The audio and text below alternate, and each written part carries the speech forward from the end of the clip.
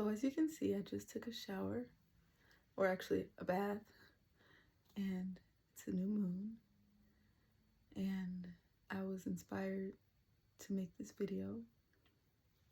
I honestly don't even know what I'm supposed to talk about right now, but I know I'm supposed to be here, and I don't know, my intuition just guided me to make this video, and I guess I need to talk about my intuition and my relationship to it.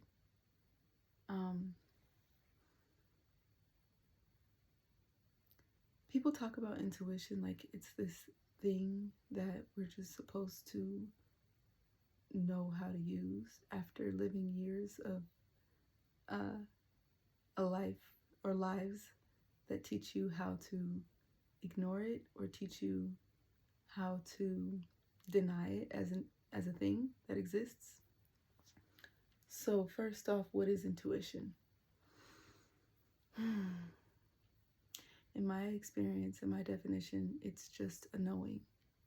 It's just this something that you just know and sense that you can't explain away, or sometimes you can explain it, but the explanations don't make sense. They don't have to be logical, but you still know it. That's the definition of intuition that's coming to me right now.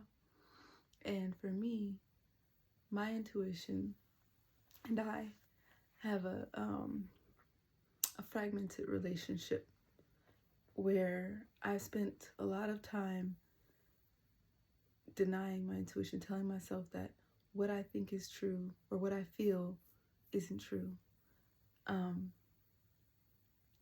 In the first place in my life where I got to actually trust my intuition, practice that trust, was when I gave birth to my son, when I had a baby. I had him at 20 years old, and I just remember feeling like it was just so easy. It was so easy to have a baby.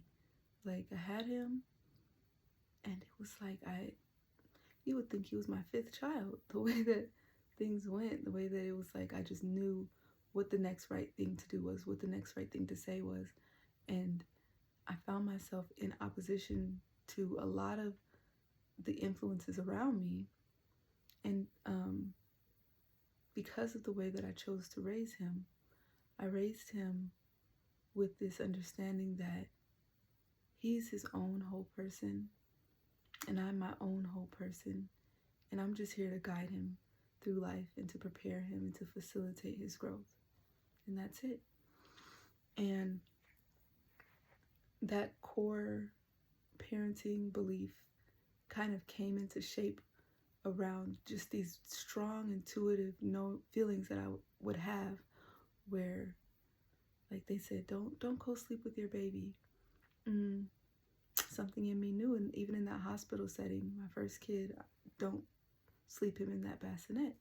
And I'm not saying this is right for everyone. This was just my situation and what my intuition told me to do. And I'm so glad I did, because that night in the hospital, I woke up and my baby was on my arm with blue lips. He had stopped breathing for a moment. And had I slept him in the bassinet, like I was told to do, and I was told to ignore what my body was telling me to do, he might not be 11 years old today, right? And there were just so many things like that, not so dramatic or like life and death, but just throughout his life, that has been my most intuitive experience in life. I've mothered almost purely from a place of intuition, right? And I feel like that's why I had to make this video, to kind of get to the place of knowing how to practice intuition, because now I'm at this place in my life where I I am practicing my intuition in new ways. But I spent the last 11 years of my life focused on motherhood. And now I get to focus on myself and what I want and bringing about the life that I want in a new way where it's not centered around this core experience, this major experience that I created for myself at 20 years old with no life experience. And so learning what intuition means in all these other areas of my life is a really big deal. And so if you're a mother watching this and you need to know, what does intuition feel like? Go back to when your baby was born, because I think that that's the most intuitive period of our lives, how we just know when it's time to feed our baby without knowing, before the baby cries, right? You just know. There's this sense inside of your body that's like, no, everything in you knows.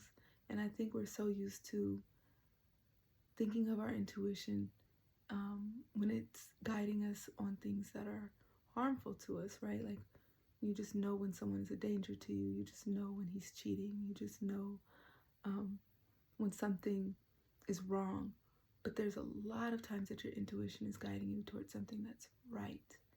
And I think that I keep it on me, and maybe probably we don't practice that enough. Kind of have learned to overthink what is right for us when we feel it and we know it inside of ourselves before we make the decision. Then we find all these research and we ask all these people and ask all these questions and do all these things to just try to validate what we already knew or go against what we know.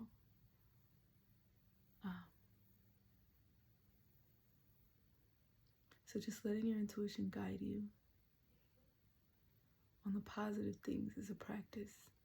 On what to do next. What's the next right step? Not what's the next wrong step, right? And this video is me doing that, is me trusting my intuition, trusting my guidance, trusting whatever you want to call it, that gives you that knowing.